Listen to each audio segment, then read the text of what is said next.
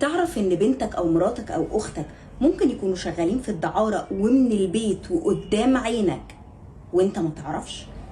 طب انت عارفة ان انت شخصيا ممكن تكوني شغالة في الدعارة على مستوى العالم وانت ما تعرفيش؟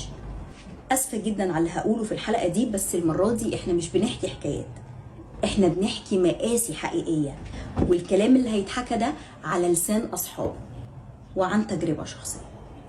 الموضوع كله بيبدأ مسج لطيفة جدا على الفيسبوك او على الانستجرام او اي ابليكيشن او حتى على الميل بتاعك، عايزينك تعملي دعاية للبراند بتاعهم.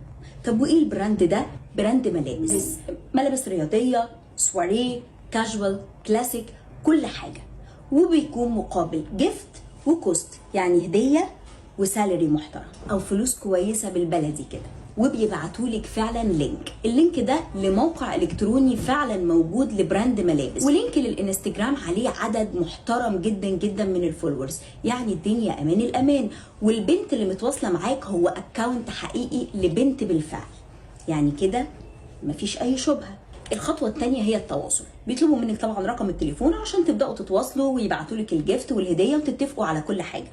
واول ما بيتم التواصل بيكون عن طريق بنت تانية غير اللي اتواصلت معاكي، تقريبا صوتها بيكون في حدود من 20 ل 22 سنه، يعني بنوته صغيره، تبدا تكلمك على البراند بتاعهم اللي بيكون حاجه من الاثنين، يا اما هو براند عالمي يا اما براند لسه بيبدا لمجموعه من البنات، وكله بالجهود الذاتيه. ولما بتساليها طب وانتوا اتعرفتوا على بعض ازاي، بتقولك لا احنا كلنا اتعرفنا على بعض من السوشيال ميديا، وعلى فكره احنا لينا المقر بتاعنا غالبا بيكون في العلمين او في منطقه سياحيه، وانتوا فاهمين ليه طبعا. المهم بتتم المكالمه وبتكون كالاتي بتشرح لك فيها كل حاجه عن البراند، تقول لك احنا السالري بتاعنا تقريبا من $350 ل $500، والجيفت او الهديه بتكون في حدود 8 قطع من البراند بتاعنا.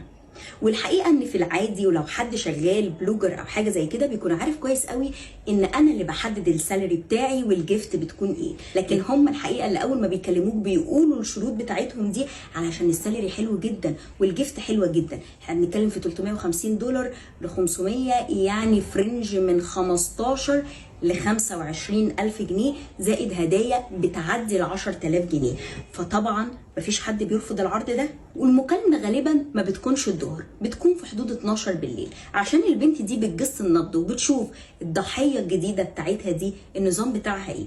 وسط الكلام كده بيتقال لك جمله ان السالري والجيفت دول ممكن يزيدوا على فكره على حسب الشيب بتاع الجسم. ركز لي في كلمه الشيب دي عشان هتسمعوها كتير.